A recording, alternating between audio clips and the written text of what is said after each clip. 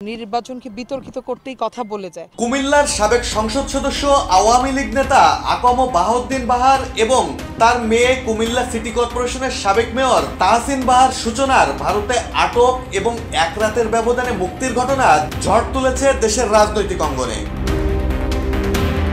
জানা গেছে শনিবার রাতে কলকাতার রাজারহাট থানা পুলিশ তাদের আটক করে, তবে রহস্যজনকভাবে এক রাতের মধ্যেই তারা ছাড়া পেয়ে যান। একটি নির্ভরযোগ্য সূত্র জানিয়েছে আওয়ামী লীগ নেতা বাহার ও তার মেয়ে সূচনা আটকের পরই ভারতে অবস্থানরত সাবেক প্রধানমন্ত্রী শেখ হাসিনার দ্বারস্থ হন আওয়ামী লীগ নেতারা। হাসিনার গ্রিন সিগন্যালে পশ্চিমবঙ্গের ক্ষমতাসীন দল ও কলকাতা পুলিশের সাথে দফায় দফায় আলোচনা করেন আওয়ামী লীগের সাবেক যুগ্ম সাধারণ সম্পাদক মাহবুবুল আলম হানিফ।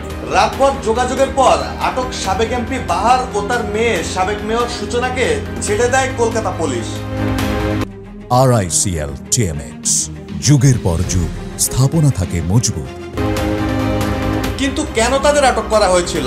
অভিযোগ উঠেছে শেখ হাসিনার শাসনামলেই আওয়ামী লীগ নেতা বাহার ও তার মেয়ে সূচনা হিন্দুদের উপর নির্যাতন ও ভারতের প্রধানমন্ত্রী নরেন্দ্র মোদীর বিরুদ্ধে অপপ্রচার চালিয়েছিলেন। এ কারণে পশ্চিমবঙ্গের বিজেপি নেতাকর্মী ও সাধারণ মানুষ তাদের উপর প্রচন্ড ক্ষিপ্ত।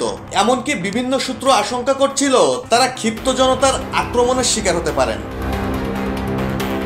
পূর্ণিমা রানী শীল নামের এক আওয়ামী সমর্থক তরুণীর সাম্প্রতিক ফেসবুক পোস্ট বাহার ও তার মেয়েকে গ্রেপ্তারে ছাইচাপা আগুনের মতো কলকাতা পুলিশকে উস্কে দেয়। শনিবার বিকেলে ওই তরুণী তার ফেসবুকে বাহার ও সূচনার ছবি শেয়ার করে লেখেন, 2021 সালের দুর্গাপূজার সময় যে ব্যক্তি মণ্ডপে কোরআন রেখেছিলেন এবং মোদী বিরোধী মিছিল করেছিলেন সেই ব্যক্তি কেন ভারতের মাটিতে আছেন? তিনি হিন্দু সম্প্রদায়ের উপর হামলা ও নির্যাতনের জন্যও বাহার ও তার মেয়েকে দায়ী করেন। পাশাপাশি বাবা মেয়ে বর্তমানে কলকাতার রাজারহাট নিউ টাউনে লুকিয়ে আছে বলেও বাহার ও সূচনার অবস্থান জানিয়ে দেন ফেসবুকে। তার ওই পোস্টের পরই অভিযান চালিয়ে বাবা মেয়েকে আটক করে কলকাতা পুলিশ। ডেস্ক রিপোর্ট, জয় জয় দিন।